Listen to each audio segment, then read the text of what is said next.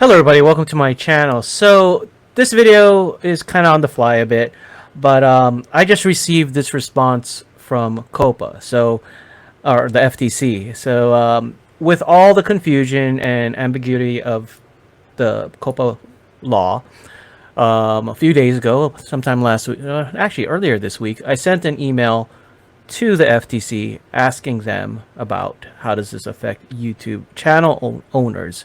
And today I got a response, and it says here, thank you for writing into the COPPA hotline with your questions regarding COPPA. Below is a blog post the FTC staff issued today. So, you know what? Let's take a look at it. Okay, let me add that in and remove. Here we go.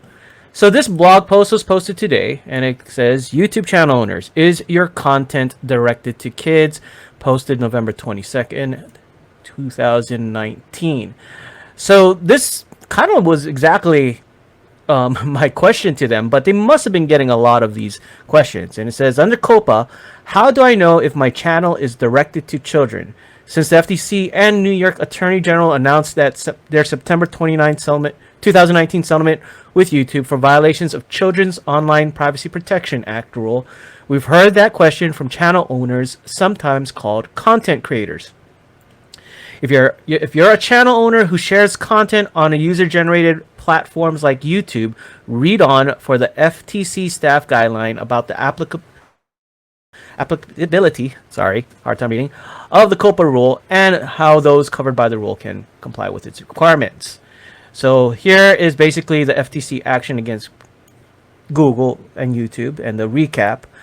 But let's scroll down to here, how COPPA applies to channel owners. Again, I'm scrolling down, but I'll put a link to this blog in the description below. Please read it for yourself. So how does the COPPA apply to channel owners who upload their content to YouTube or another third-party platform? So this is not just with YouTube, any other platform. It applies in the same way it would if the channel owner had its own website or app. If the channel owner uploads content to a platform like YouTube, the channel might meet the definition of a website or online service covered by COPPA, depending on the nature of the content and the information collected. If the content is directed to children, and if the channel owner or someone on its behalf, for example, an ad network, collects personal information from viewers of that content, for example, through a persistent identifier that tracks a user or to serve interest-based ads, and that's a keyword, interest-based ads, the channel is covered by COPPA. Once COPPA applies, the operator must provide notice, obtain verifiable parental consent, and meet COPPA's other requirements. For information on how to comply with COPPA, please visit the site. Okay, how channel owners can determine if their content is directed to children. Under COPPA, there is no one-size-fits-all. So remember, it's not one-size-fits-all about what makes a site directed to children. We can offer some guidance. To be clear, your content isn't considered directed to children just because some children may see it. However, if your intended audience is kids under 13, you're covered by COPPA and have to honor the rules requirements. The rules set out additional factors that the FTC will consider when determining if your content is child directed. Subject matter, visual content. We've seen this list before. Now it goes on. The determination of whether the content is child directed will be clearer in some contexts than in others, but we can share some general rules of thumb. First, unless you're affirmatively targeting kids, there are many subject matter categories where you don't have to worry about COPPA.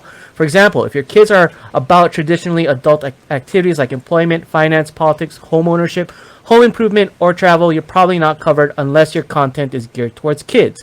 The same would be true for videos aimed at high school or college students. On the other hand, if your content includes traditional pastimes or activities, children's pastimes or activities, it may be child-directed. For example, the FTC recently determined an online dress-up game was child-directed. Second, just because your video has bright colors or animated characters doesn't mean you're automatically covered by COPPA.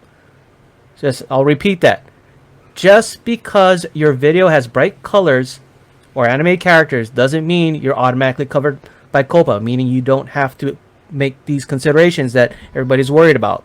While many animated shows are directed to kids, the FTC recognized there can be animated programming that appeals to everyone.